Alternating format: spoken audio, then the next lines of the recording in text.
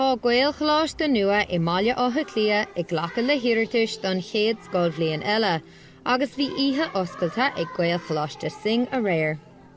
Cuireadh fáilte roimhchaltaí bonscoile agus adismothirí le gur féidir leo níos mó a eolam faoin Gaelcholáiste.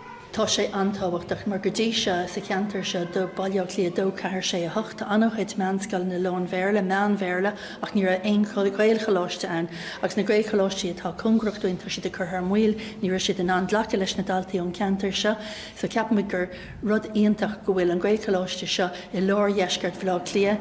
Well, rud iontach tá aon don ceantar Tá neart Gaelscoilna sa ceantar agus tá chunar na gaeilge béaldarsling agus tá deisibíonn sa ceantar gaeltach tá cruthú iste leir na cathrach. Tá mé sásta tá Gaelcholáiste nua mar is maithún gaeilge agus dobar má mami a gcóir an scoil sin. Is maithlam a bheith ag fearlam trí gaeilge mar tá sé simú. Tá mé an sásta má ar an Gaelcholáiste mar Bé eolán gaeilge agus bé de cholíní ná ag dul go dtí an Gaelcholáiste. Tá muintir bhaile átha clia a dó a cethair is sé agus a hocht blianta fada I man feachtais san Gaelcholáiste ina gceantar, agus tá faoisimh ag daoine ógan in Gaelscoileanna áitiúla gur féidir leo leanúint dortha lena nidachas lán gaeilge.